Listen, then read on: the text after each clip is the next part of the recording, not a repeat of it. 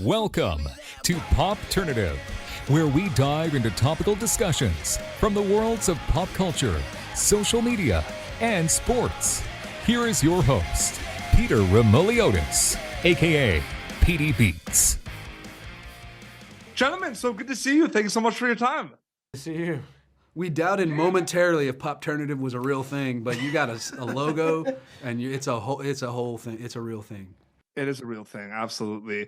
I gotta say, Jay, it's interesting because you've worked on both of these examples. There are comedies that have action in them, TV show or movie-wise, and then there's action that have comedy in them. For this one specifically, it's split right down the middle, action comedy, I feel like 50-50. Do you notice that, like in the script for that specifically with FUBAR? Certainly, yeah, and it's a really rare thing. And by the way, though, a script is an instruction manual or a recipe from a cookbook, so that there is still a blind spot on set and in post-production and everything else, like creating a document and executing a movie or a TV show are two kind of different things. And so, yeah, it was certainly on the page. But the sort of the hard bit is sort of walking that tone, navigating that tone, which is like you want the stakes to be appropriately high.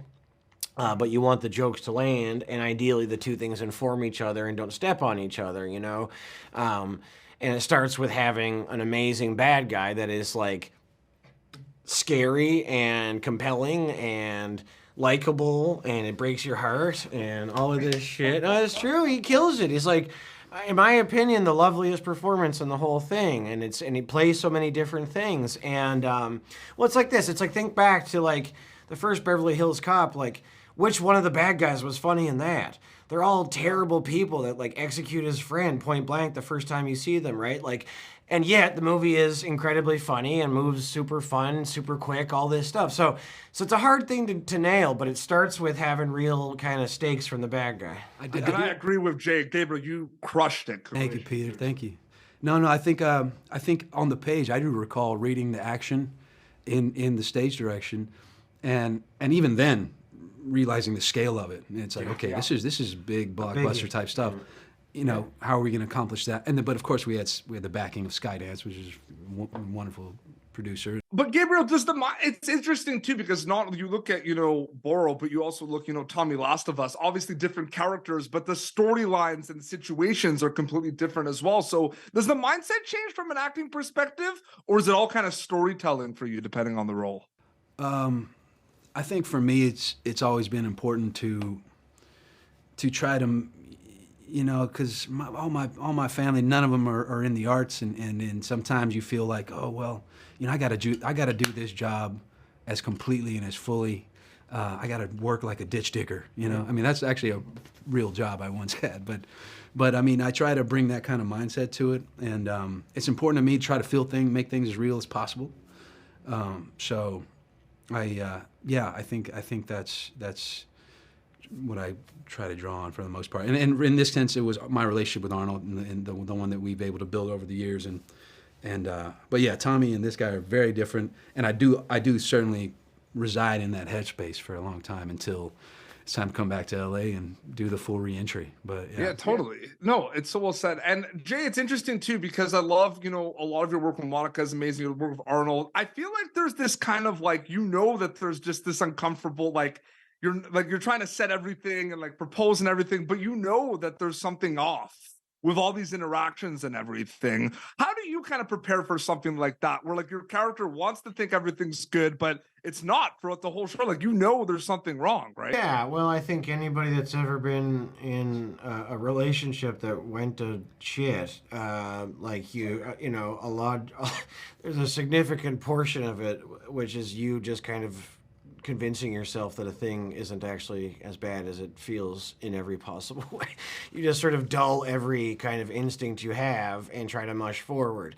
But at a certain point, it's just untenable and you have to kind of frig off, But it's like really starts with the document. They arced out that relationship with, a pretty good deal of subtlety and intention. And so, just try to own my piece and try to do that. Whenever they bring me in, I want to do the thing they brought me in as best I can. So, preparation drawn from personal experience, but really just like trying to honor the page. It's totally interesting too, Gabriel, because Arnold has a lot of, scenes and a lot of conversations with a lot of characters. His, a lot of his scenes, with Jay are kind of sometimes have some jokes and are lighthearted and everything a little bit, right? But with Baruchel, they're like, it means business. What's that like, kind of being one of those characters specifically that has a lot of like serious scenes with Arnold and FUBAR specifically? Yeah, it's just trying to play the counterbalance and have it all, mesh really well, but yeah, that first episode we get to have a lot of fun, but also, I feel like I'm peacocking a bit, and hey man, look how strong I've become, look how powerful I am.